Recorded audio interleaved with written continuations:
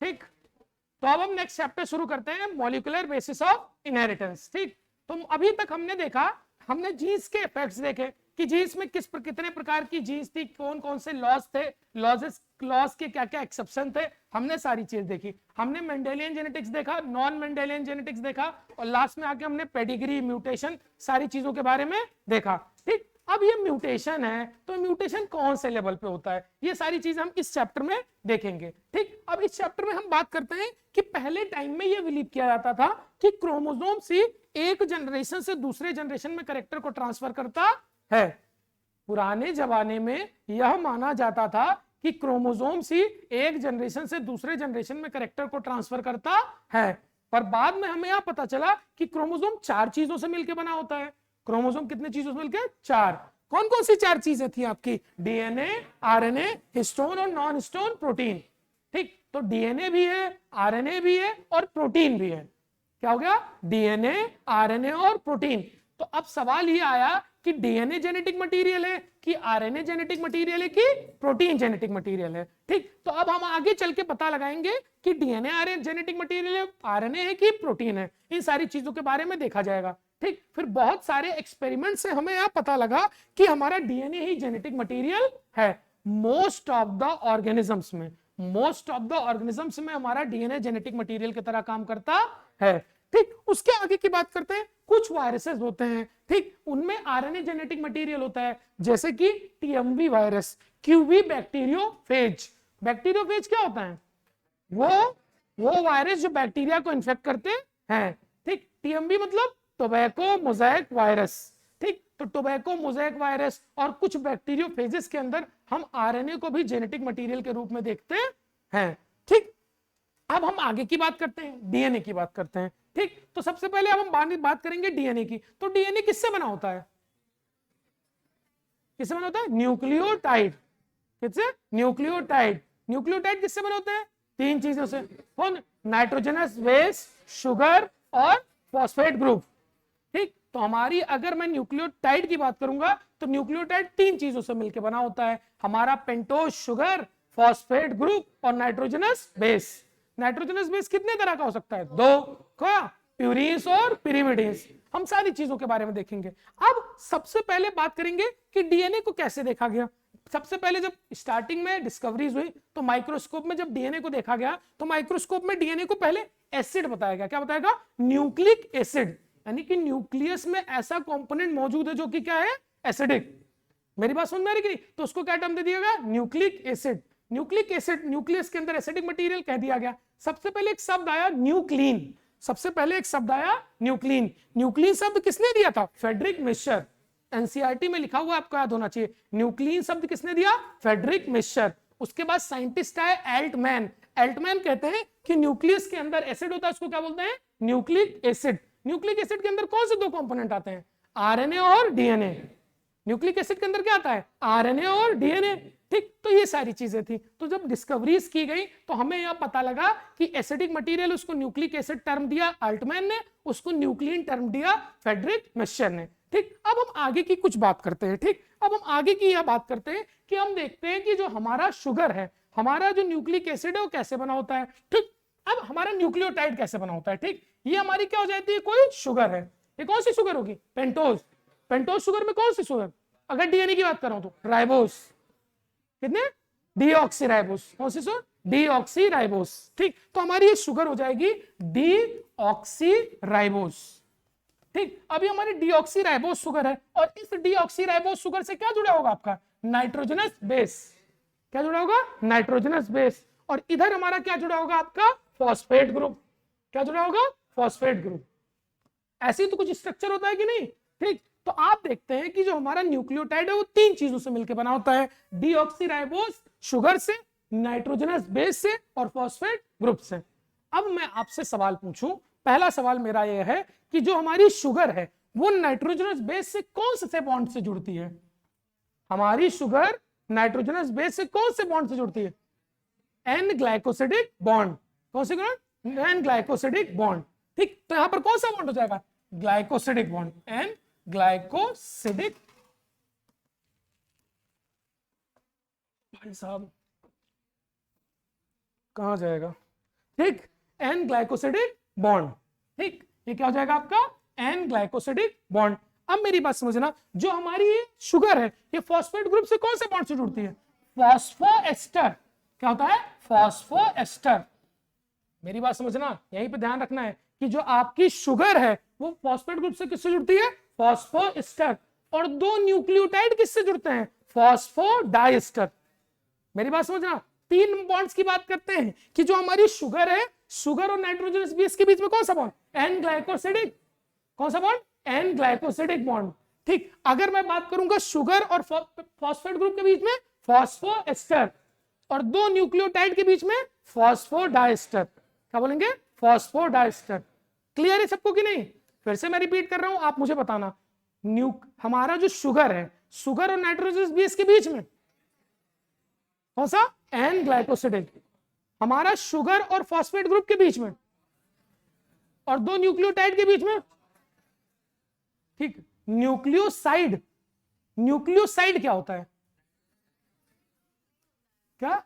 Phosphate group अगर मैं हटा दूं तो ये क्या हो जाएगा? न्यूक्लियोसाइड। क्या हो जाएगा? न्यूक्लियोसाइड।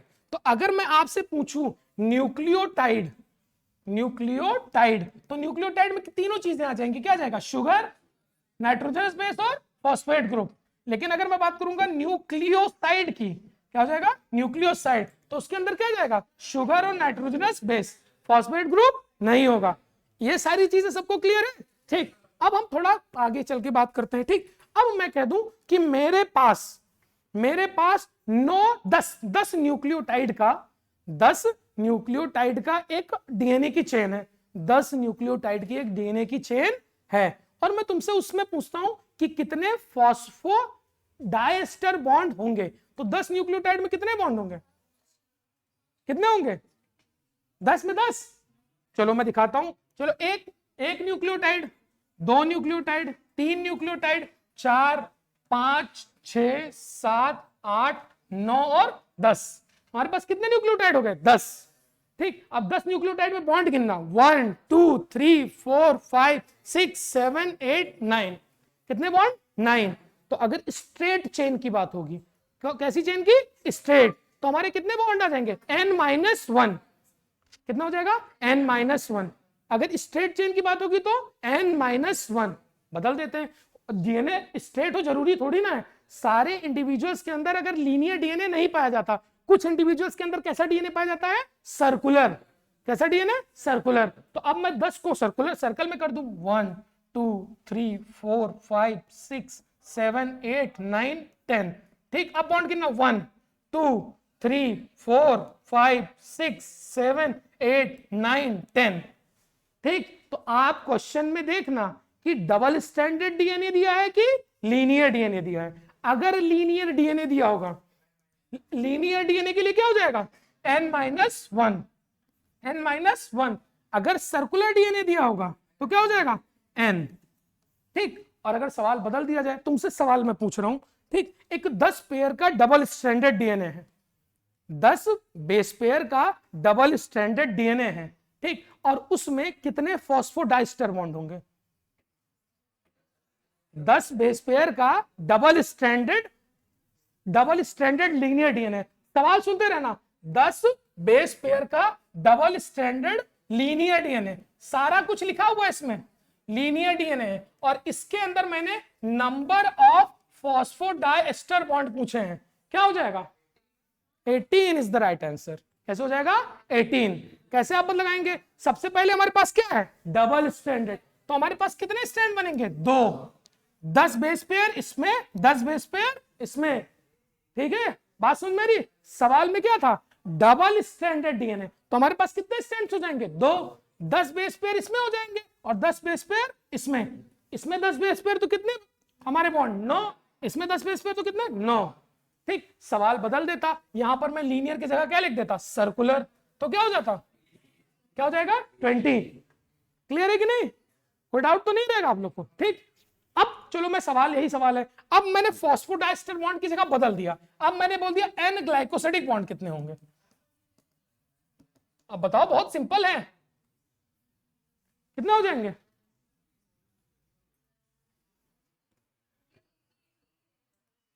क्या क्वेश्चन है? Double standard circular. अब मेरी बात सुनो, चलो। अरे नालायकों, एक बात बताओ, अगर 10 बेस पेयर है तो कितने न्यूक्लियोटाइड होंगे? 10 बेस पेयर में कितने न्यूक्लियोटाइड? 20। एक 10 इस चेन में, 10 इस चेन में, 20 न्यूक्लियोटाइड में 20 ग्लाइकोसिडिक बॉन्ड नहीं होंगे? कितने बॉन्ड हो जाएंगे? 20। अरे न्यूक्लियोटाइड की बात करो ना, न्यूक्लियोटाइड के अंदर क्या है? Glycosidic bond. न्यूक्लियोटाइड के अंदर क्या है? Glycosidic bond. अब मेरी बात समझते रहो, ग्लाइकोसिडिक बॉन्ड कब बन रहा है बताओ? ग्लाइकोसिडिक बॉन्ड कब बन रहा है आपका? शुगर और हमारा नाइट्रोजनस बेस के बीच में। यानी कि एक न्यूक्लियोटाइड के अंदर कितने ग्लाइकोसिडिक बॉन्ड? एक। एक न्यूक्लियोटाइड के अंदर कितने ग्लाइकोसिडिक बॉन्ड? एक। अब यहां पर हमारे पास कितने न्यूक्लियोटाइड हो जाएंगे? 10 इस चेन में, 10 इस चेन में, टोटल कितने न्यूक्लियोटाइड? 20। कितने ग्लाइकोसिडिक बॉन्ड? 20। चाहे यहां पर लिखा हो सर्कुलर और चाहे यहां पर लिखा हो लीनियर, दोनों में कितने ग्लाइकोसिडिक बॉन्ड होंगे? 20। क्योंकि यहां पर हम दोनों के बीच के बॉन्ड की तो बात नहीं कर रहे हैं, किसके अंदर की बात कर रहे हैं? न्यूक्लियोटाइड के अंदर के बॉन्ड की बात। सबको समझ में आ रही है बातें? पक्का? ठीक, तो ये सारे बेसिक्स थे। अब हम थोड़ा कॉपी में जो लिखा है उसमें कुछ चीजें मिसिंग है, पर आगे पीछे लिखी है सारी चीजें लिखी हुई हैं। अब यहां पर क्वेश्चन है कि phosphate bind with sugar bye कौन सा बॉन्ड? फॉस्फोएस्टर। यानी कि फॉस्फेट शुगर से कौन से बॉन्ड से जुड़ता है? फॉस्फोएस्टर। मैंने सारी बातें बता दी। ठीक, अब आगे बात करते हैं, which of the following is a nucleoside. ठीक, तो एडेनिन क्या है? नाइट्रोजनस। एडेनिन क्या है? Nitrogenous base. ग्वानिन क्या है? Nitrogenous base. यूरेसिल क्या है? Nitrogenous base. साइटिडीन हो गया तो क्या हो जाएगा? Nitro nucleoside. क्या हो जाएगा? न्यूक्लियोसाइड। ठीक, साइटोसिन होता तो क्या हो जाता? Nitrogenous base. ठीक, अब एडिनिन, ग्वानिन, ये सब चेंज हो जाएंगे। एडिनाइलिक एसिड, आप अगर बायोमोलिक्यूल उठाएंगे तो सारी चीजें आपको पता चल जाएंगी। न्यूक्लियोसाइड में क्या सफिक्स लगता है, न्यूक्लियोटाइड में क्या प्रीफिक्स लगता है, सारी चीजें आपको क्लियर हो जाएंगी। अब क्वेश्चन है, ठीक, एक क्वेश्चन है कि how many phosphodiester bond is present in DNA molecule having 10 base pair. ठीक, कभी भी ऐसा सवाल है तो सबसे पहले डीएनए को मानना है डबल स्टैंडर्ड। डीएनए को क्या मानोगे? Double standard. अब सवाल पढ़ना, how many phosphodiester bond will be present in DNA molecule having 10 base pair. दो चीजें मानी है कन्वेंशन के साथ। पहला कन्वेंशन के साथ मानोगे डबल स्टैंडर्ड होगा, दूसरा मानोगे क्या होगा? लीनियर। तो इसके अंदर कितने बेस पेयर आ जाएंगे? कितने बॉन्ड? कितने? 18। सबको क्लियर है कि नहीं? बॉन्ड कितने हो जाएंगे? 18। ठीक, यहां पर सारी चीजें लिखी हुई है। सिंगल स्टैंडर्ड डीएनए में n-1 करते हैं, ग्लाइकोसिडिक बॉन्ड n होता है, ये सारी चीजें हैं। ठीक, number of glycosidic bond in human diploid cell. Humans के अंदर कितने बेस पेयर होते हैं? 6.6 इंटू 10 रेज टू पावर कितना? 10 रेज टू पावर 6। ठीक, तो इतने बेस पेयर पाए जाते हैं। ठीक, तो उतने ग्लाइकोसिडिक बॉन्ड पाए जाएंगे। आगे लिखा हुआ है, डोंट वरी। ठीक, आप इसी पेज में देखेंगे तो आगे लिखा हुआ है ह्यूमन सेल के अंदर कितना पाया जाता है आपका? 3.3 इंटू 10 रेज टू पावर 9। इसको 2 से मल्टीप्लाई कर दो, डिप्लॉयड की बात आ गई ना, तो क्या हो जाएगा? 6.6 into 10 raise to power 9 base pairs. ठीक, अब यहां पर मैं आपको बताऊंगा कि मैंने आपको बात बताई कि मोस्टली ऑर्गेनिजम्स के अंदर डीएनए जेनेटिक मटेरियल के रूप में पाया जाता है। कुछ ऐसे वायरसेस होते हैं जिनके अंदर क्या पाया जाता है? आरएनए।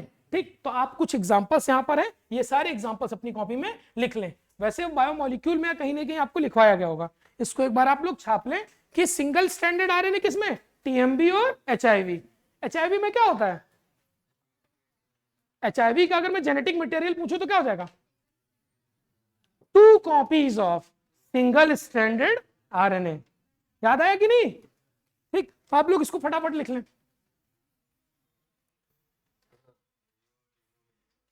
रियो वायरस और एक आता है आपका वुंड ट्यूमर डिजीज। ठीक, तो उसमें भी पाया जाता है सिंगल डबल। रियो वायरस अलग है, राइनो वायरस अलग है।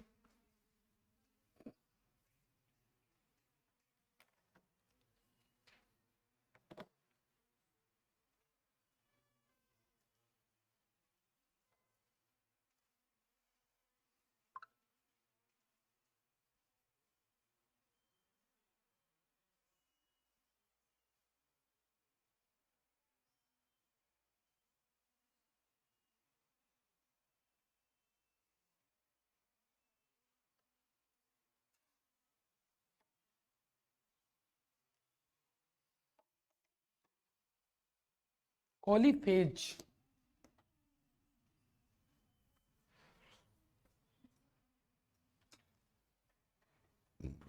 लिख लिया? लिखा?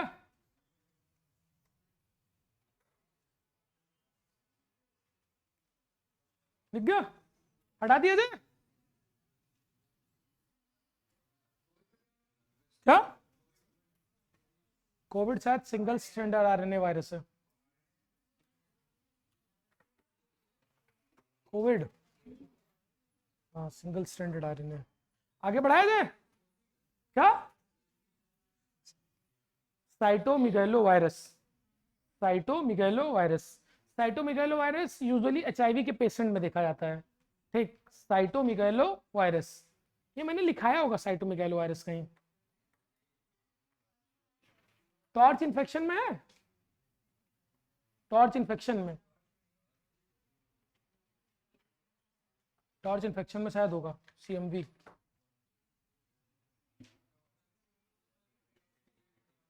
हाँ तो उसके अंदर साइटोमेगालो वायरस नहीं, साइटोमेगालो वायरस यूजुअली एचआईवी के पेशेंट्स में देखा जाता है।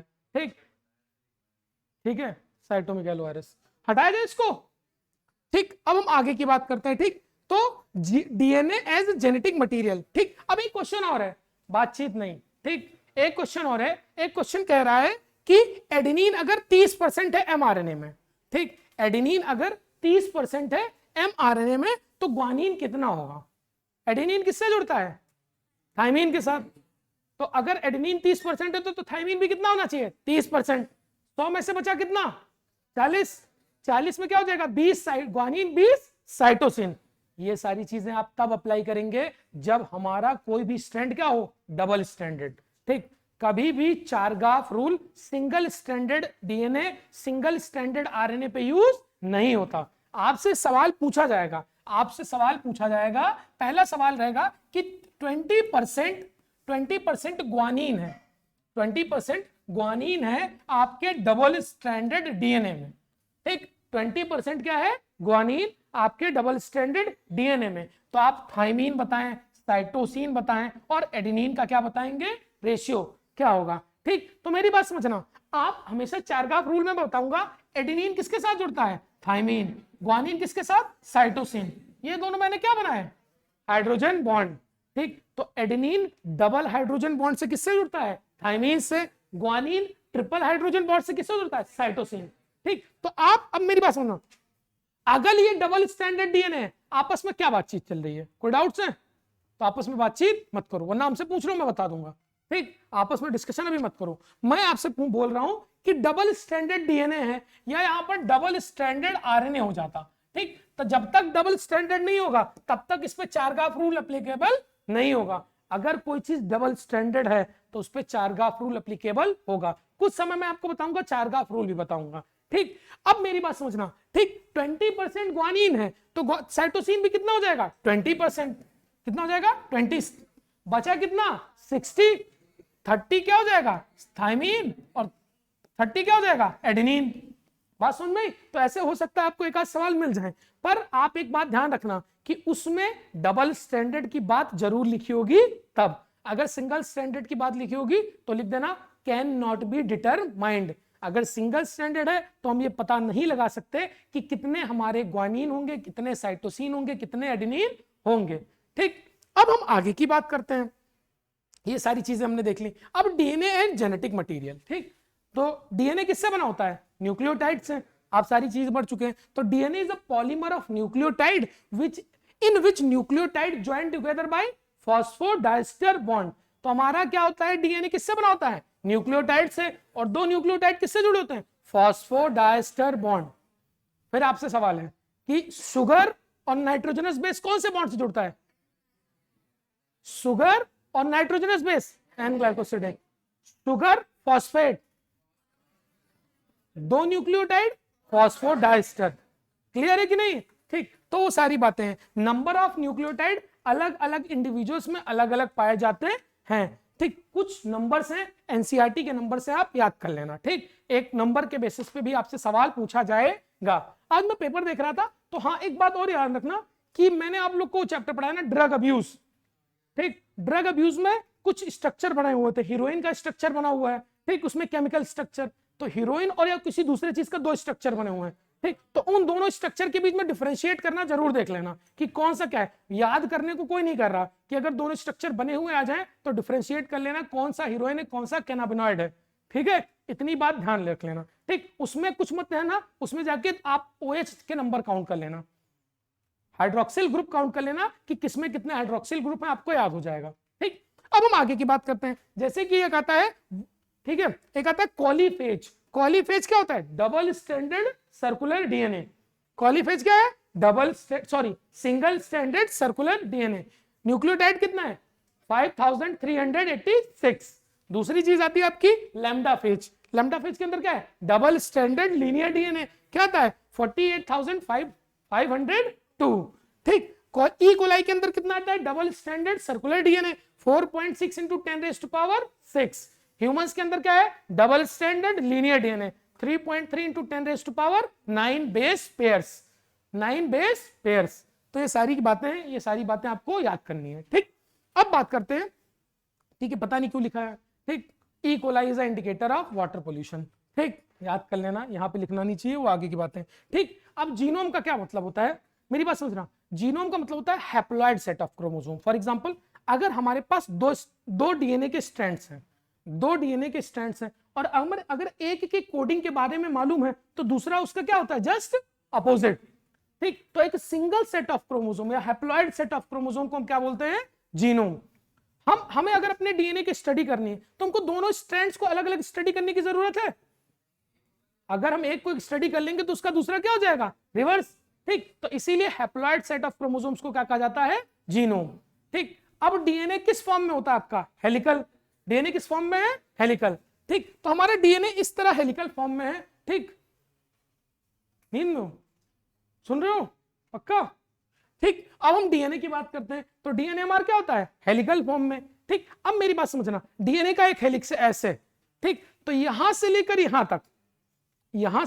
यहां तक एक कंप्लीट 360 डिग्री बनाने में, कितने बेस पेयर बीच में होते हैं? 10। एक कंप्लीट हमारा 360 डिग्री घुमाने में कितना हो जाएगा? 10 बेस पेयर हो जाएंगे। ठीक, आप देखना, जैसे इसी में देखें आप। ठीक, अब यहां पे देखो, यहां से लेकर यहां से शुरुआत करते हैं। यहां से मैंने शुरुआत की और ये वापस आके यहीं पर आ गया। ठीक, तो आपका यहां पर टोटल, यहां से शुरुआत की और यहीं पे आके आ गया, तो टोटल इतने के अंदर कितने बेस पेयर हो जाएंगे? 10।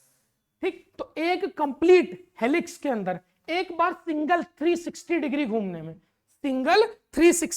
घूमने में, हम लोग उसको क्या बोलते हैं? पिच। क्या बोलते हैं? पिच। तो पिच, अब पिच की बात करते हैं तो उसमें कितनी डिस्टेंस आती है? कितनी डिस्टेंस, कितने बेस पेयर आएंगे? 10। और हर दो बेस पेयर के बीच में 0.34 नैनोमीटर, 0.34 नैनोमीटर डिस्टेंस होती है। ठीक, अब हमारे पास कितने बेस पेयर हैं? 10। तो हेलिक्स की पिच की डिस्टेंस कितनी हो जाएगी? 3.4 नैनोमीटर। क्या हो जाएगा? 3.4 नैनोमीटर। ठीक, अब मेरी बात सुन, रुक जाओ।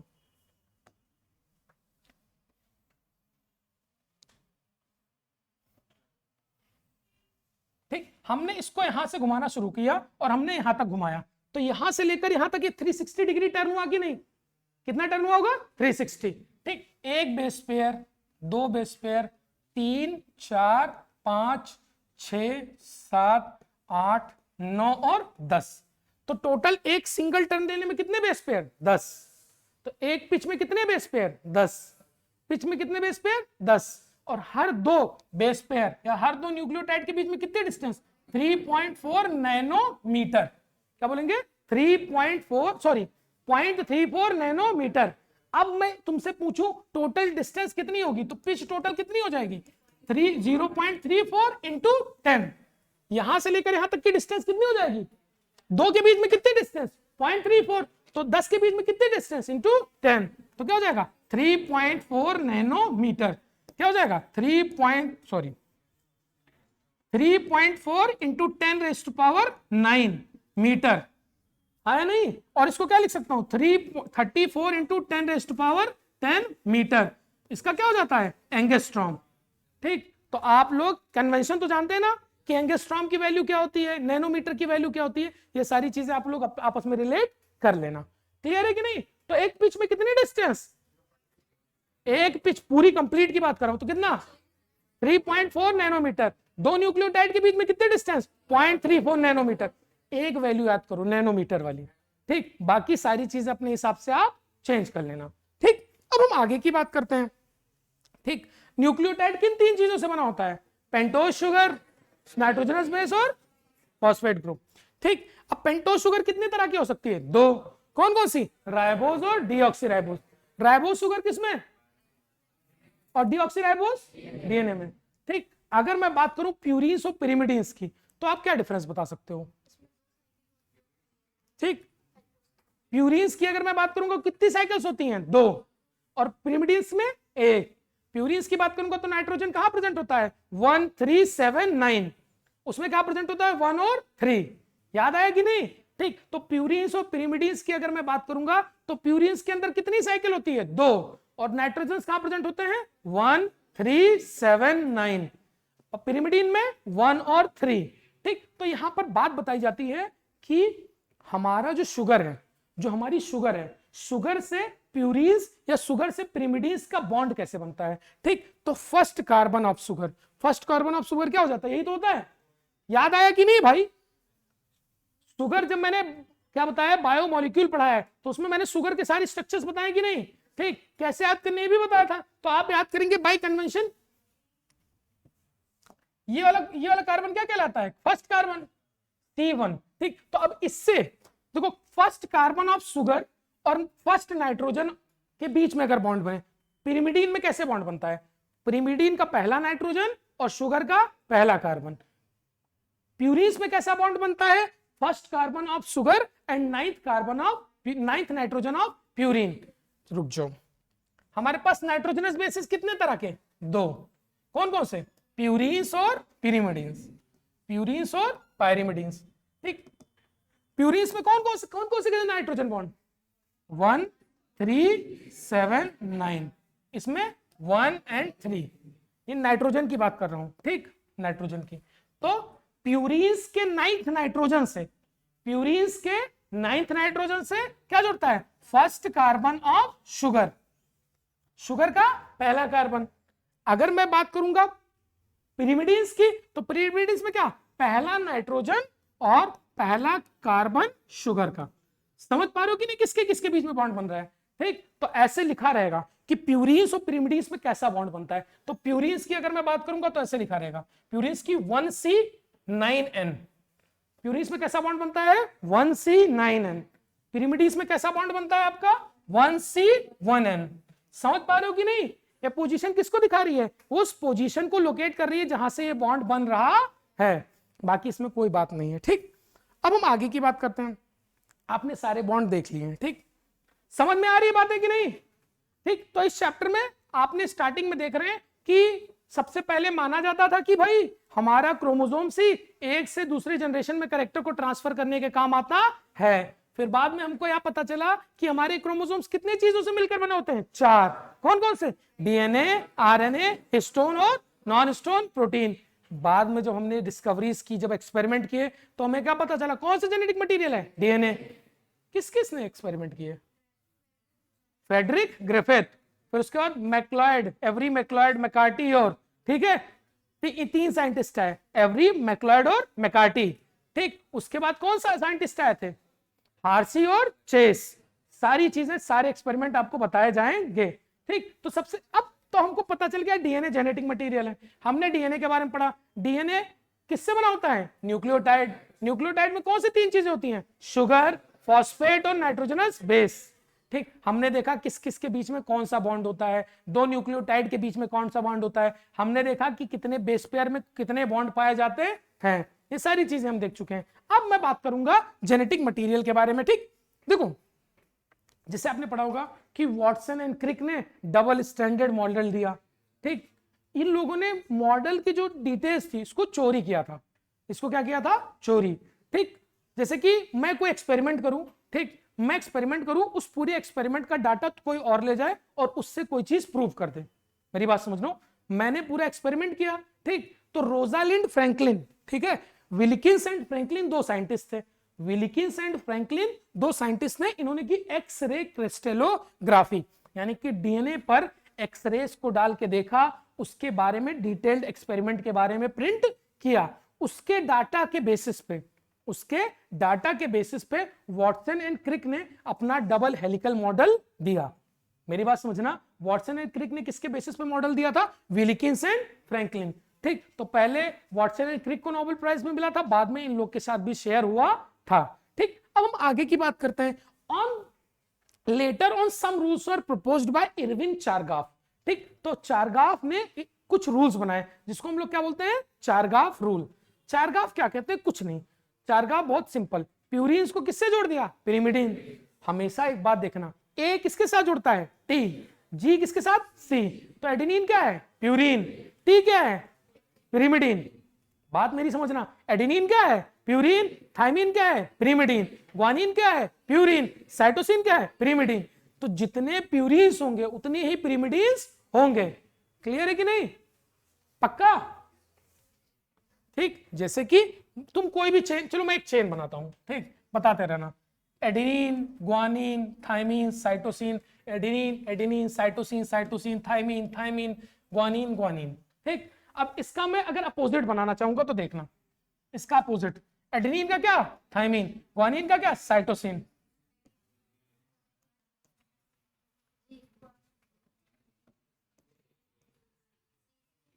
ठीक, तो अब आप कैलकुलेट कर लेना, प्यूरिन्स किसके बराबर होंगे? पिरिमिडिन्स के। डबल स्टैंडर्ड की अगर बात की जाएगी तो प्यूरिन्स किसके बराबर होंगे? पिरिमिडिन्स। इसमें जितने प्यूरिन होंगे उतने इसमें क्या होंगे? पिरिमिडिन। और जिसमें इतने पिरिमिडिन होंगे उसमें क्या होंगे? प्यूरिन्स। समझ में आ रहा है की बात नहीं? Number of purines is equals to number of pyrimidines. ठीक, अब देखो कैलकुलेट कर लो, चाहे एडेनिन और ग्वानिन को काउंट करते हैं, 1 2 3 4 5 6। कितने एडेनिन हो गए? 6। अब इसमें काउंट करते हैं एडेनिन ग्वानिन, 6। ठीक, 7 8 9 10 11 12। टोटल हमारे प्यूरिन्स कितने हो गए? 12। प्यूरिन्स कितने हो गए? 12। ठीक, अब पिरिमिडिन्स को काउंट करो, पिरिमिडिन्स में क्या आ जाएंगे? थाइमिन और साइटोसिन। 1 2 3 4 5 6 7 8 9 10 और 11 12। 11 12 कितने हो जाएंगे? 12। तो एडेनिन के बराबर क्या होगा? सॉरी, प्यूरिन के बराबर क्या होगा? पिरिमिडिन। प्यूरिन के बराबर पिरिमिडिन। प्यूरिन्स क्या क्या होते हैं बताओ? एडेनिन और ग्वानिन। एडेनिन और ग्वानिन क्या होते हैं? पिरिमिडिन। और प्यूरिन्स क्या? सॉरी, प्यूरिन्स और पिरिमिडिन्स क्या होते हैं? थाइमिन और cytosine.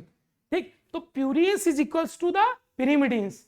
Adenine plus guanine is equals to thymine plus cytosine. बदल दूं बात को, मैं बात को बदल दूं, बोल दूं A plus T is equals to G plus C. ये क्या हो जाएगा? गलत। एडेनिन थाइमिन के साथ जुड़ता है, ठीक, तो A plus T is not equals to G plus C. ये बात याद रख लेना। तो 3-4 पॉइंट्स यहां पर सारे पॉइंट लिखे हुए हैं। प्यूरिन्स किसके बराबर है? पिरिमिडिन्स के। Adenine plus guanine is equals to thymine plus cytosine. Adenine plus guanine upon thymine plus cytosine is equals to 1। हम सब के अंदर जितना एडेनिन प्लस ग्वानिन है उसका क्या हो जाएगा? आपका थाइमिन प्लस साइटोसिन। ठीक, अब बात आती है adenine plus thymine is not equals to guanine plus cytosine. A plus T is not equals to G plus C. ठीक, ये अलग अलग होता है। दो चीजें बात करते हैं, एक लाइन दिमाग में उठा लेना कि prokaryotes have GC rich DNA. मैं क्या बोल रहा हूं? Prokaryotes have GC rich DNA.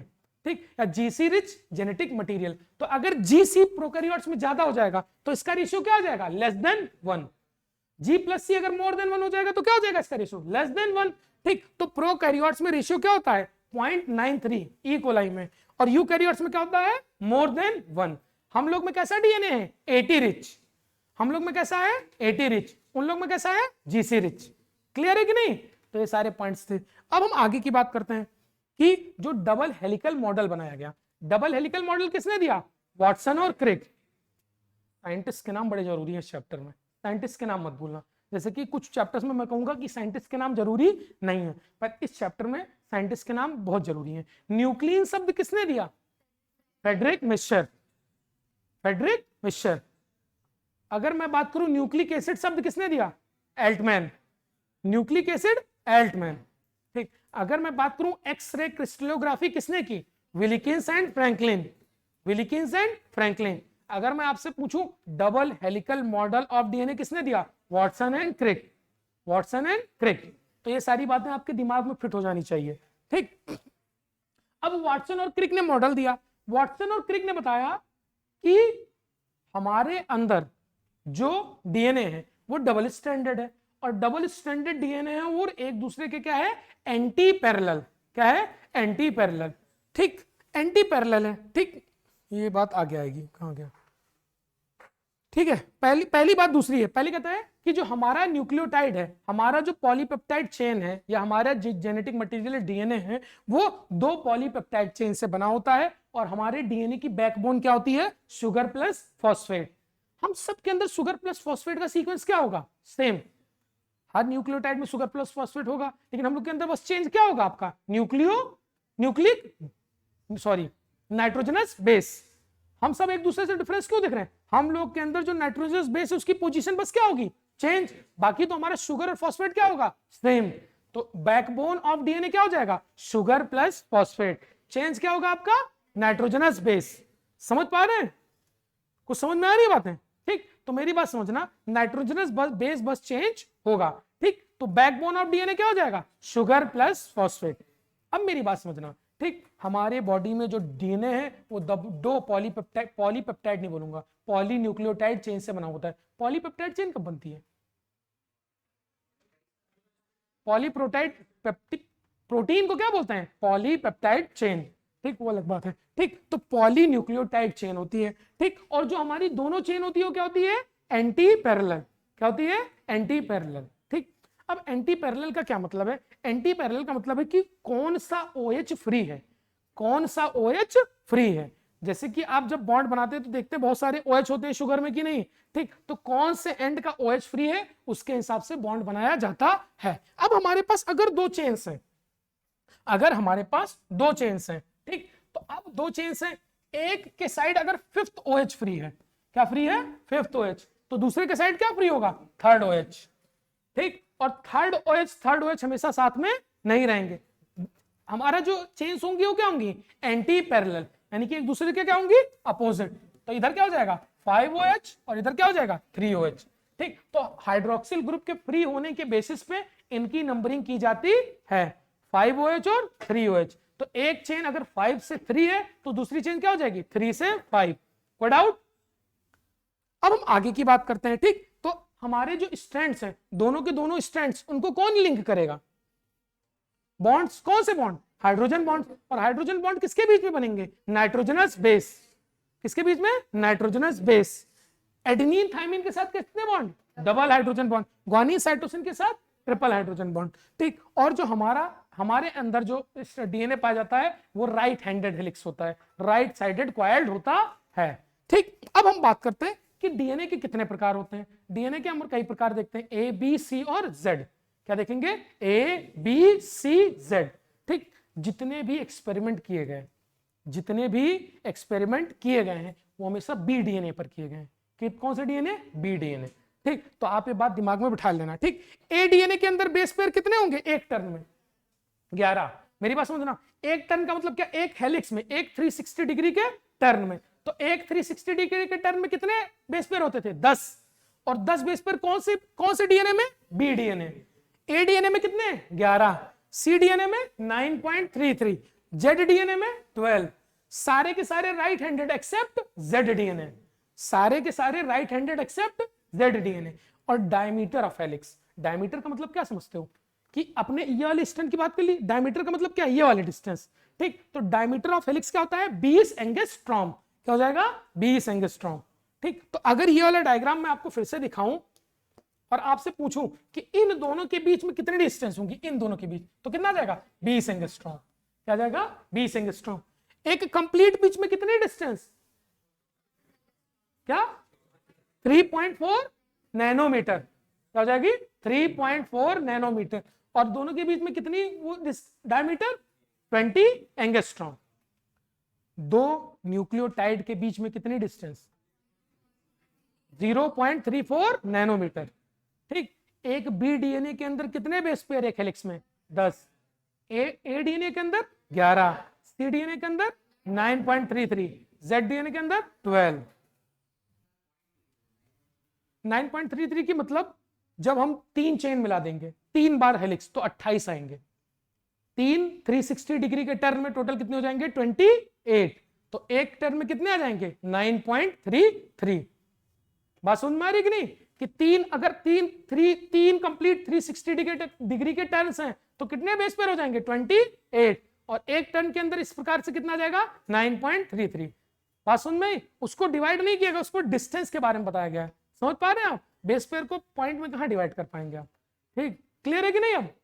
हाँ हाँ, सेम रहेगी। हेलिक्स के बीच की डिस्टेंस हमेशा क्या रहेगी सेम। हाँ, वो आप जो देख रहे हो 2D में देख रहे हैं, आप उसको अगर 3D में देखेंगे तो डिस्टेंस क्या रहेगी सेम। समझ पा रहे हैं आप? और कितनी डिस्टेंस रहेगी बीडीएनए में 20। कितने 20। समझ पा रहे हो कि नहीं? जो आपको ये मैं मॉडल दिखा रहा हूं कैसा मॉडल है 2D। कैसा मॉडल है 2D। अगर मैं इसको 3D में लिखाऊंगा तो ऐसे दिखाऊंगा, दोनों के बीच में डिस्टेंस क्या रहेगी सेम। और इसको मैं ऐसे बार बार घुमा सकता हूं। समझ में आ रही बात है? ठीक, तो ये सारी चीजें होंगी। तो इतनी कहानी आपको समझ में आई है कि नहीं? ठीक, तो आज बहुत ये सारी चीजें बेसिक हैं, हमको यहां से शुरू ही नहीं करना चाहिए था, हमको डायरेक्ट शुरू करना चाहिए था सर्च ऑफ जेनेटिक मटेरियल। ये सारी चीजें आपको आनी चाहिए। ठीक, किसको बहुत गर्मी लग रही है भाई? गर्मी तो मुझे भी लग रही है, पंखा चलाओगे तो तबीयत खराब हो जाएगी। ठीक, अब आप देख लें। ठीक, तो मेरी बात सुनना, मैं आपसे क्या बता रहा हूं। ठीक, हमने सारी बेसिक्स डिस्कस कर लिए, अब मैं बात करूंगा डीएनए को पैक कैसे किया जाएगा। ठीक, आपने क्या देखा, दो न्यूक्लियोटाइड के बीच में कितने डिस्टेंस है 0.3 नैनोमीटर। हमारे अंदर टोटल कितने बेस पेयर्स हैं एक सेल के अंदर? एक सेल के अंदर 3.33, एक स्टैंड में, दूसरे स्टैंड में 3.33, तो टोटल कितना 6.66। तो 6.66 समझते जाना सारी चीजें। हमारे सेल के अंदर कितना बेस पेयर 6.66 इंटू 10⁻⁹। हमारे दो न्यूक्लियोटाइड के बीच में कितनी डिस्टेंस 0.34 इंटू 10⁻⁻⁹। हमारे डीएनए की कितनी स्ट्रैंड आ जाएगी 2.2 मीटर, मतलब लगभग इतना बड़ा डीएनए, हमारे हाथ से भी लंबा डीएनए। ठीक, इतना 2.2 मीटर लंबा डीएनए एक ऐसी सेल में छुपा हुआ है जो हमें दिखती भी नहीं है। 2.2 मीटर लंबा डीएनए एक ऐसी सेल में छुपा हुआ है जो सेल हमें दिखती नहीं है। तो इसका क्या मतलब है कि डीएनए को खूब मोड़ा गया, खूब मोड़। अब ये रस्सी बात देख लो, रस्सी को फैला दो तो हो सकता है 20 किलोमीटर लंबी तक चली जाए, लेकिन अगर मोड़ के रखो तो हो सकता है इतने में ही आ जाए। तो वही बात है कि हमारे अंदर डीएनए को क्या किया गया पैक, डीएनए को क्या किया गया मोड़ा गया। ठीक, तो डीएनए को कैसे मोड़ा गया, किस पर मोड़ा गया? डीएनए का चार्ज कैसा है नेगेटिव। डीएनए कैसी चार्ज है निगेटिव। किसके ऊपर रैप किया गया हिस्टोन प्रोटीन। हिस्टोन प्रोटीन की कैसी चार्ज है पॉजिटिव। हिस्टोन प्रोटीन कैसे चार्ज है पॉजिटिव। ठीक, तो अभी हम देखेंगे कि किसके ऊपर क्या मोड़ा गया। ठीक, तो टिपिकल ह्यूमन सेल के अंदर हमारे 6.6 इंटू 10⁻⁹ बेस पेयर मौजूद होते हैं। ठीक, दो बेस पेयर के बीच में डिस्टेंस होती है 0.3 नैनोमीटर। इसको जो हम कैलकुलेट करते हैं तो हमारे अंदर कितना बड़ा डीएनए आता है 2.2 मीटर्स। ठीक, अब हम आगे की बात करते हैं। This long DNA is accommodated in smaller nucleus of dimension 10⁻⁻⁶। तो यानी कि 10⁻⁻⁶ के न्यूक्लियस के साइज के अंदर हमारा 2.2 मीटर लंबा डीएनए रखा हुआ है। तो ये कैसे पॉसिबल है? ये तभी पॉसिबल है जब इसको क्या किया जाए पैक। सिमिलरली हमारा अगर मैं बात करूंगा ई कोलाई की, तो ई कोलाई के अंदर कितने बेस पेयर हैं 4.6 इंटू 10⁻⁶। ठीक, तो इसके अंदर टोटल डीएनए की लेंथ कितनी आ जाएगी 1.36। देखो ई कोलाई वाला मत याद करना, ज्यादातर हमारे देखो ई कोलाई का बेस पेयर याद करोगे तो कैलकुलेट कर लोगे, वैसे पूछा नहीं जाता है। ठीक, ह्यूमंस के बारे में ज्यादा प्रेफर करना। ह्यूमंस के अंदर डीएनए कितना हो जाएगा टोटल कितने base pair total 10 base pair क्यों आएंगे यार? ह्यूमंस की मैं बात कर रहा हूं। ह्यूमंस के अंदर कितने बेस पेयर 6.6 इंटू 10⁻⁹। दो के बीच में कितनी डिस्टेंस 0.34 इंटू 10⁻⁻⁹। टोटल डीएनए की कितनी डिस्टेंस 2.2। अगर मैं इसी तरह ई कोलाई की बात करूंगा तो ई कोलाई के अंदर कितने बेस पेयर 4.6 इंटू 10⁻⁶। दो के बीच में कितने डिस्टेंस 0.34। तो टोटल उसके डीएनए की लेंथ कितनी आएगी 1.36 मिलीमीटर, यानी लगभग इतना। हाँ सबके अंदर, हाँ 0.34, दो न्यूक्लियोटाइड के बीच में डिस्टेंस सेम होगी। शुगर का साइज, नाइट्रोजनस बेस का साइज, फॉस्फेट ग्रुप का साइज सबके अंदर सेम होगा कि नहीं होगा? अगर आप मॉलिक्यूलर लेवल पर जाओ, मॉलिक्यूलर लेवल पर जाओगे तो अगर राइबोज शुगर सबके अंदर है तो सबके अंदर राइबोज शुगर का साइज क्या होगा? सेम। डीऑक्सी राइबोज शुगर का साइज सेम, नाइट्रोजनस बेस का साइज सेम, फॉस्फेट ग्रुप का साइज सेम, दो हाइड्रोजन बॉन्ड के बीच में डिस्टेंस के बीच में रिपल्सन सेम, तो सबके बीच में बॉन्ड की डिस्टेंस क्या हो जाएगी? सेम। बात समझ में आ रही कि नहीं कि दो न्यूक्लियोटाइड्स के बीच में हमेशा डिस्टेंस कितनी रहेगी? 0.34 नैनोमीटर। ठीक, अब प्रोकैरियोटिक पैकेजिंग की बात करते हैं तो ई कोलाई हमारा क्या है? प्रोकैरियोट। ई कोलाई क्या है? प्रोकैरियोट। ठीक, तो packaging of DNA takes place about non histone basic protein. ठीक, polyamines in a region termed as nucleoid. इसका क्या मतलब है? दो तीन शब्द याद करने हैं कि प्रोकैरियोट्स के अंदर पैकेजिंग कैसे होती है। तो प्रोकैरियोट्स के अंदर पैकेजिंग होती है नॉन हिस्टोन प्रोटीन में। प्रोकैरियोट्स के अंदर कौन सी प्रोटीन होती है? Non histone. ठीक, और उस नॉन हिस्टोन प्रोटीन के उस नॉन हिस्टोन प्रोटीन का क्या नाम है? पॉलीअमाइंस। क्या नाम है? पॉलीअमाइंस। ठीक, तो non histone protein in prokaryotes क्या बोलते हैं? पॉलीअमाइंस। और ये जो नॉन हिस्टोन प्रोटीन पॉलीअमाइंस से कैसी चार्ज है? Positive charge. कैसी चार्ज है? पॉजिटिव। और इसके अराउंड कौन रैप कर रहा है? Negatively charge DNA. और प्रोकैरियोटिक सेल के अंदर जहां पर हमारे जेनेटिक मटेरियल प्रेजेंट होता है उसको क्या बोलते हैं? न्यूक्लियोइड। क्या बोलते हैं? न्यूक्लियोइड। समझ पा रहे हो तीनों शब्द का मतलब? मेरी बात समझना, प्रोकैरियोटिक के अंदर जो डीएनए पैक होता है, प्रोकैरियोटिक के अंदर जो डीएनए पैक होता है कौन सी प्रोटीन पे होता है? Non histone. Non histone protein का क्या नाम है? पॉलीअमाइंस। क्या नाम है? पॉलीअमाइंस। अच्छा, प्रोकैरियोट के अंदर डीएनए कहां मौजूद होता है? साइटोप्लाज्म में, क्योंकि उसके अंदर न्यूक्लियस, न्यूक्लियर मेम्ब्रेन नहीं होती। प्रोकैरियोट के अंदर न्यूक्लियर मेम्ब्रेन नहीं है, तो कहीं भी हो तो फ्लोट कर सकता है, तो साइटोप्लाज्म में मौजूद है। और उस साइटोप्लाज्म का वो एरिया जहां पर हमारा जेनेटिक मटेरियल प्रोकैरियोट के अंदर मौजूद है उसको मैं क्या टर्म देता हूं? न्यूक्लियोइड। क्या टर्म देता हूं? न्यूक्लियोइड। डीएनए को न्यूक्लियन किसने कहा? Friedrich Miescher. ठीक, डीएनए को न्यूक्लिक एसिड टर्म किसने दिया? एल्टमैन। न्यूक्लियोइड क्या होता है? प्रोकैरियोट। ऐसे बोलना, अगर मैं तुमसे पूछूं न्यूक्लियोइड क्या है तो तुम बोलोगे प्रोकैरियोट्स के अंदर पैकेज्ड डीएनए के रीजन को क्या बोलते हैं? Nucleoid. Packaged DNA in prokaryotes known as nucleoid. ठीक, चलो समझ लो, ये कोई प्रोकैरियोटिक सेल है, ये कोई प्रोकैरियोटिक सेल है। ठीक, इस प्रोकैरियोटिक सेल के अंदर कुछ प्रोटीन्स थे, इस प्रोकैरियोटिक सेल के अंदर प्रोटीन्स थे। ठीक, इन प्रोटीन्स को मैंने नाम दे दिया पॉलीअमाइंस। क्या नाम दे दिया? पॉलीअमाइंस। प्रोकैरियोटिक सेल के अंदर प्रोटीन्स थे और ये प्रोटीन्स कैसे हैं? Non histone. कैसे हैं? Non histone. तो नॉन हिस्टोन, हिस्टोन के बीच में कुछ कंपोनेंट्स होते हैं, कुछ स्पेशल नाम दिया जाता है, H1A, H1B, तो वो हिस्टोन प्रोटीन्स कहलाते हैं। नॉन हिस्टोन प्रोटीन्स के अंदर कंपोनेंट्स H1A, H1A, ये सारी चीजें क्या होती है? एब्सेंट। तो ये नॉन हिस्टोन प्रोटीन है। अब नॉन हिस्टोन प्रोटीन पॉलीअमाइंस है और ये पॉलीअमाइंस कैसी है? Positive charged. इतनी बातें क्लियर? इनके ऊपर क्या रैप कर देगा? किसका डीएनए? प्रोकैरियोट का डीएनए। प्रोकैरियोट का डीएनए किसके ऊपर रैप करेगा? पॉलीअमाइंस के ऊपर। और इस एरिया को मैं क्या बोलूंगा? न्यूक्लियोइड। क्या बोलूंगा? न्यूक्लियोइड। समझ पा रहे हो कि नहीं कि पॉलीअमाइन क्या है? Non histone protein.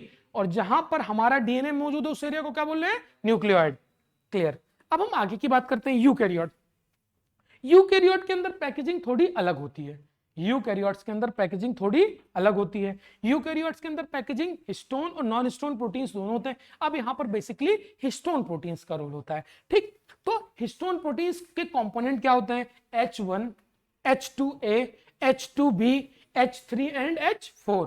ठीक, इसके अंदर H1 के अंदर लाइसिन ज्यादा होता है, H2 के अंदर, H2A के अंदर लाइसिन ज्यादा होता है, H2 के अंदर लाइसिन। ये सब चीजें मत याद करना, ऊपर लिखा है उसको हटा देना, मेरी बात समझना। अब आपके पास कौन कौन से हिस्टोन प्रोटीन्स हैं याद कर लेना। H1, H2A, H2B, H3 and H4।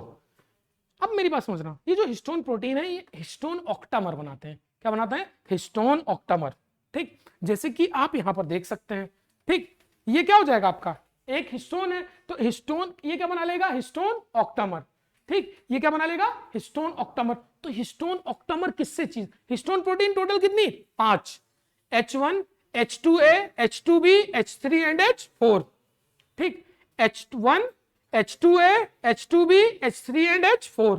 ठीक, अब मैं पूछूं हिस्टोन ऑक्टामर कौन बनाएगा, तो हिस्टोन ऑक्टामर कौन बनाता है आपका, ये देख लो, H2A, H2B, H3 और H4 के दो मॉलिक्यूल। तो 2 मॉलिक्यूल H2A के, 2 मॉलिक्यूल H2B के, 2 मॉलिक्यूल H3 के, 2 मॉलिक्यूल H4 के। ठीक, तो मैं ऐसे बना सकता हूं आपका हिस्टोन ऑक्टामर। ठीक, रुक जाओ, ये समझ लो, ये स्टोन ऑक्टामर है। ठीक, इसमें H2A के 2 मॉलिक्यूल हो जाएंगे, H2B के कितने मॉलिक्यूल, 2, H3 के कितने मॉलिक्यूल, 2, H4 के कितने मॉलिक्यूल, 2। ठीक, तो ये क्या बन गया आपका हिस्टोन ऑक्टामर। अब ये जो हिस्टोन प्रोटीन होता है, हिस्टोन प्रोटीन के अंदर बेसिक अमीनो एसिड ज्यादा होते हैं। और कौन कौन से बेसिक अमीनो एसिड्स होते हैं आपके, आर्जिनिन और लाइसिन। क्या होते हैं, आर्जिनिन और लाइसिन। ठीक, तो आर्जिनिन और लाइसिन ज्यादा होते हैं, और आर्जिनिन और लाइसिन के साथ पॉजिटिव चार्ज जुड़े होते हैं। मेरी बात समझना, मैं बता रहा हूं कि हिस्टोन प्रोटीन क्या होता है। हिस्टोन प्रोटीन के कितने component, 5, H1, H2A, H2B, H3 and H4।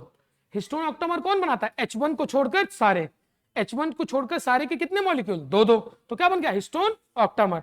अब मैं बात बता रहा हूं, जो हिस्टोन प्रोटीन है उसके अंदर, अब हिस्टोन क्या है, प्रोटीन। प्रोटीन किससे बनी होगी, अमीनो एसिड। अमीनो एसिड, अब अमीनो एसिड के अंदर कौन सी 2 अमीनो एसिड ज्यादा है, आर्जिनिन और लाइसिन। कौन सा, आर्जिनिन और लाइसिन। आर्जिनिन और लाइसिन कैसी अमीनो एसिड है, बेसिक, और किसके साथ एसोसिएटेड होती है, पॉजिटिव चार्ज। किसके साथ, पॉजिटिव चार्ज। ठीक, तो अगर मैं बोलूं कि ये जो हमारे हिस्टोन प्रोटीन है, इसके अंदर बेसिक अमीनो एसिड ज्यादा है, और इसके अंदर कौन सा चार्ज ज्यादा है, पॉजिटिव। इसके अंदर कौन सा चार्ज है, पॉजिटिव। इतनी बातें क्लियर है कि नहीं। ठीक, तो ऐसे हमारी बॉडी में बहुत सारे हिस्टोन ऑक्टामर रहेंगे कि नहीं रहेंगे। हमारी बॉडी में अगर हमारी एक सेल के अंदर की बात की जाए तो बहुत सारे क्या बन जाएंगे, हिस्टोन ऑक्टामर। ठीक, अब हिस्टोन ऑक्टामर, अब इन्हीं हिस्टोन ऑक्टामर के ऊपर कौन रैप करेगा, डीएनए। कौन रैप करेगा, डीएनए। ठीक, ऐसे आएगा, गड़बड़ हो जाएगी, इसमें रुक जाओ, इसमें क्लियर होगा। ठीक, आगे की बात करते हैं। ठीक, अब मेरी बात समझो, हिस्टोन ऑक्टामर, हिस्टोन ऑक्टामर का एक दूसरा नाम है एनयू बॉडी। NU body. ठीक, अब हम आगे की बात करते हैं। ये, अब मेरी बात समझो, क्या H1, रुक जाओ 2 मिनट। ठीक, बताया जाएगा H1 का काम क्या होता है।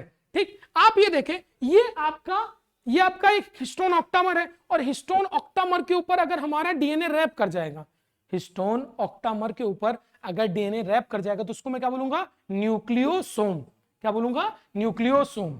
ठीक, तो ऐसा समझ लो, एक मोती था, और मोती के ऊपर मैंने क्या लपेट दिया, धागा।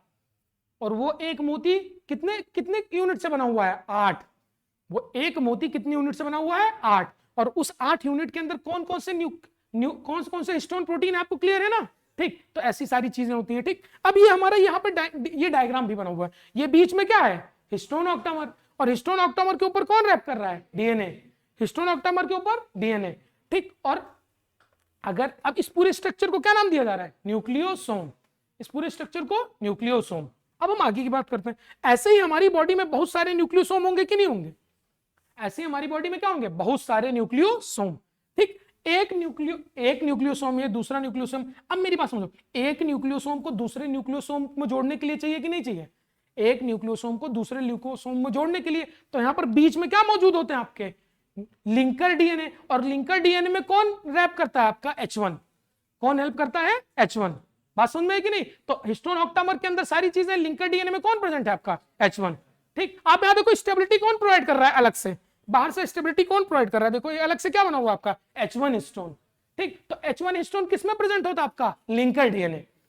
H1 हिस्टोन कहां प्रेजेंट है, लिंकर डीएनए। और बाकी जो हमारे हिस्टोन प्रोटीन से कहां प्रेजेंट है, हिस्टोन ऑक्टामर। क्लियर। अब मेरी बात समझो, ये हमारा एक समझ लो हिस्टोन ऑक्टामर है, ये हमारा समझ लो क्या है, एक हिस्टोन ऑक्टामर। और इस हिस्टोन ऑक्टामर के ऊपर कितनी बार डीएनए रैप करता है, 1.75 टाइम्स। क्या, 1.75, यानी कि एक बार कंप्लीट और एक बार 75 टाइम फिर चला जाएगा, फिर दूसरे में। बात सुन रहे कि नहीं। तो एक बार एक हिस्टोन प्रोटीन के ऊपर कितनी रैपिंग होती है, 1.75। क्लियर है कि नहीं। तो एक डीएनए पे कितनी रैपिंग 1.75, सारी बातें लिखी हुई हैं। ठीक, अब एक न्यूक्लियोसोम के अंदर कितने बेस पेयर होते हैं 200, एक न्यूक्लियोसोम के अंदर 200 बेस पेयर, लिंकर डीएनए के अंदर 80 बेस पेयर, एक न्यूक्लियोसोम के अंदर 200 बेस पेयर और लिंकर डीएनए के अंदर 80 बेस पेयर। तो समझते जाओ। ठीक, ये हमारा देखो, अब मैं कंपोनेंट बना रहा हूं 4। ठीक, हिस्टोन प्रोटीन जो जो इन्वॉल्व हो रहा है हिस्टोन ऑक्टामर क्या हो जाएगा H2A, H2B, H3 और H4, इस सब मिलके क्या बन गया आपका हिस्टोन ऑक्टामर। हिस्टोन ऑक्टामर के ऊपर कौन रैप किया डीएनए, कितने टर्न्स 1.75, कितने टर्न्स 1.75, और जब 1.75 टर्न्स रैप किया तो कितने बेस पेयर आए इसके अंदर 200, कितने बेस पेयर 200, तो 1.75 टर्न्स रैप किया, फिर दूसरे में रैप करेगा तो इसके बीच में क्या हो जाएगा लिंकर डीएनए। लिंकर डीएनए को स्टेबिलिटी कौन प्रोवाइड करता है H1 हिस्टोन, और लिंकर डीएनए के अंदर कितने बेस पेयर होते हैं 80। तो तुम सोचो हमारी सेल के अंदर 6.6 इंटू 10⁻⁹, ठीक, इतने बेस पेयर हैं, तो कितने न्यूक्लियोसोम प्रेजेंट होंगे, हाँ या नहीं, बहुत सारे न्यूक्लियोसोम प्रेजेंट होंगे। और न्यूक्लियोसोम से क्या कनेक्ट हुए हैं धागे, ऐसे क्या कनेक्टेड है डीएनए के धागे। तो ऐसा लगता है जब हम इलेक्ट्रॉन माइक्रोस्कोप में देखते हैं डीएनए को तो ऐसा लगता है मोतियों की माला हमें दिख रही है। ठीक, तो इलेक्ट्रॉन माइक्रोस्कोप में जब देखा जाता है तो इसको बोला जाता है बीड्स ऑन स्ट्रिंग। क्या नाम दिया जाता है beads on string. Electron microscope की पिक्चर है, तो ऐसे जो हमें छोटे छोटे दिखाई दे रहे हैं क्या आपके ये क्या है आपके न्यूक्लियोसोम, ये जो छोटे छोटे दिखाई दे रहे हैं क्या है न्यूक्लियोसोम, और न्यूक्लियोसोम के ऊपर कौन रैप्ड है डीएनए। न्यूक्लियोसोम के अंदर क्या है डीएनए है, हिस्टोन है, लिंकर डीएनए है, सारी चीजें की नहीं है, समझ में आ रही बातें। तो ऐसे हमारे सेल के अंदर हमारे डीएनए को रैप किया जाता है। ठीक, ये सारी बातें। यूकैरियोटिक टाइप में कितने हिस्टोन प्रोटीन है total 5, H1, H2A, H2B, H3 and H4। ठीक, दो मॉलिक्यूल H2A के, दो मॉलिक्यूल H2B के, दो मॉलिक्यूल H3 के, दो मॉलिक्यूल H4 के, क्या बनाते हैं हिस्टोन ऑक्टामर। और हिस्टोन ऑक्टामर कैसा होता है पॉजिटिव चार्ज, और पॉजिटिव चार्ज जिसके ऊपर कौन रैप करता है निगेटिवली चार्ज डीएनए, कितने टाइम्स 1.75। ठीक, न्यूक्लियोसोम, दो न्यूक्लियोसोम को किससे जोड़ा जाता है लिंकर डीएनए, लिंकर डीएनए में कितने बेस पेयर 80। ठीक, इलेक्ट्रॉन माइक्रोस्कोप में कैसे दिखाई देता है बीड्स ऑन स्ट्रिंग, सारी चीजें पता है। फर्दर